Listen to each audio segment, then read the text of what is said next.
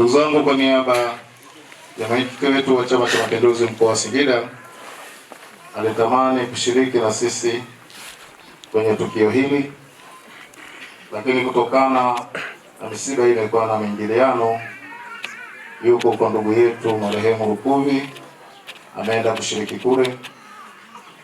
Nituma nitoe salamu za pole sana kwa familia hii, lakini vile vile kwa wanachama wa Chama cha Mapinduzi, kwa sababu mzee huyu alikuwa mstaafu wa jumuiya ya wazazi mkoa wa Singida, lakini amekuwa muasisi mzuri sana ndani ya Chama cha Mapinduzi na amekuwa anatoa ushirikiano mkubwa sana.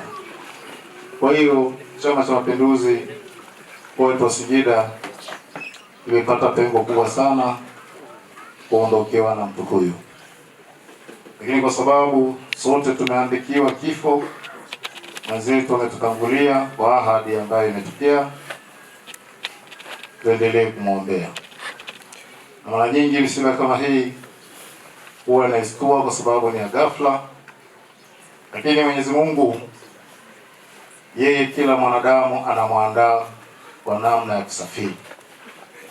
Na sote kwenye madhehebu tunafahamu mwanadamu anapozaliwa lazima asaini kwamba atakufa kwa kifo gani. Sasa mwenzetu huyu inawezekana alisaini kufa kwa kupitia yale ya maji, na ilipofika muda na tarehe akapitia kwenye kifo hicho. Sisi kama wanadamu inawezekana tukalaumu, tukasikitika sana, tukasema sana, lakini nikwambieni kila kifo kina sababu.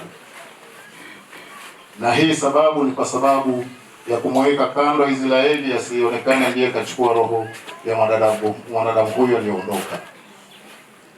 Lakini hata asingelitumbukia kwenye maji, asingelipata ajali, ratiba ya kifo iko pale pale.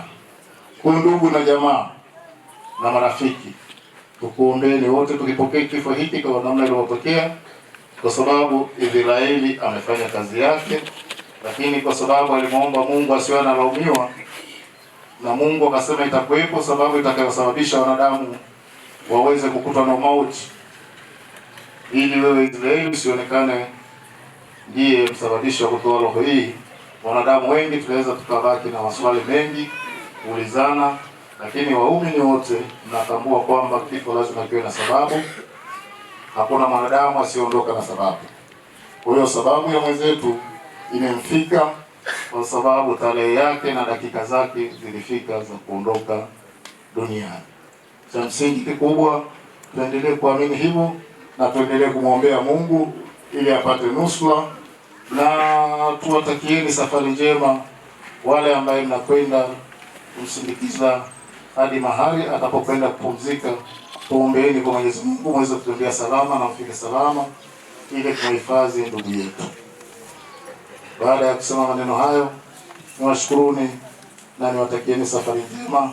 Kwa majina yangu naitwa Daktari Mikael Kopakapa, mwenyekiti wa Chama cha Mapinduzi wilaya Ikungi, nimetoka kwa niaba ya mwenyekiti wetu wa Chama cha Mapinduzi mkoa wa Singida. Asante sana.